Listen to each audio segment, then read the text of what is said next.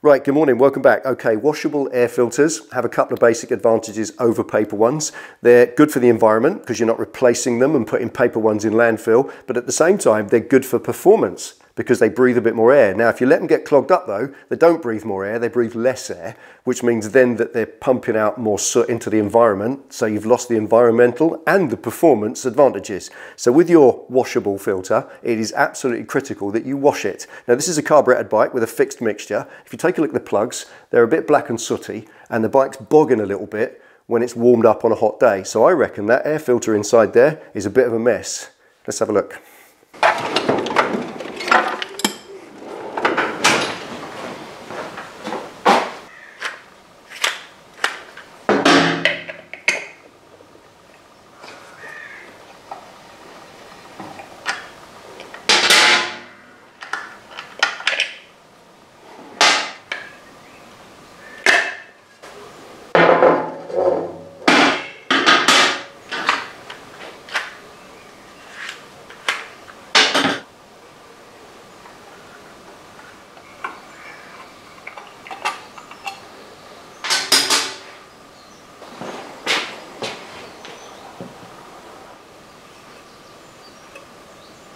Right, there we are. I think you'll agree that is absolutely stinking. Look at the state of it. Thick, black, sticky mess. Horrible, but perfectly cleanable.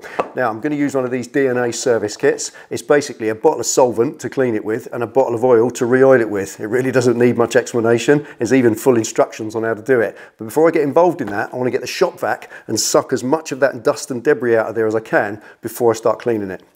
Let's do it.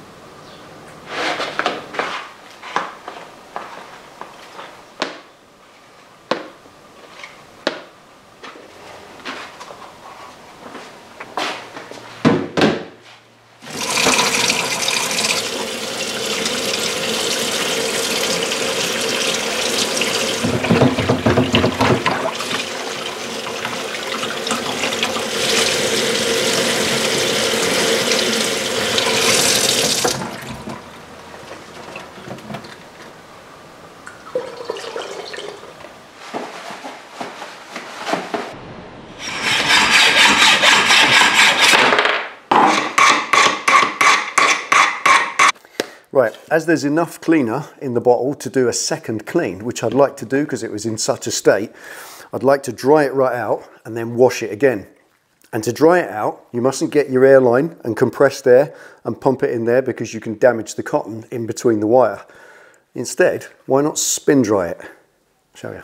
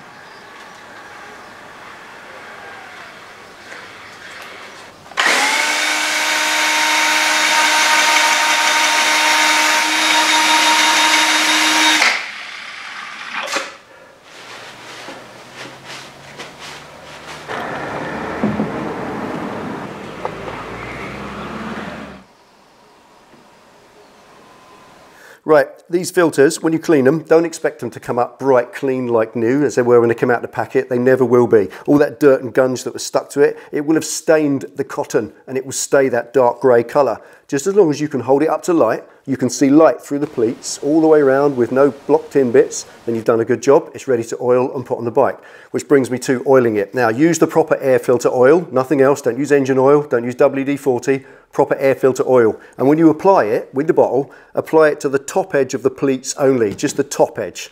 Not down in the bottom of the pleats, because the oil will pool at the bottom and it will collect dust all the quicker and bung up all the sooner. So just the top of the pleats, sparingly, one pass only per pleat. It will soak its way through, then it will be lightly oiled, it will filter properly and it won't gunge up too quick. So let's do that next and we can bung it on the bike.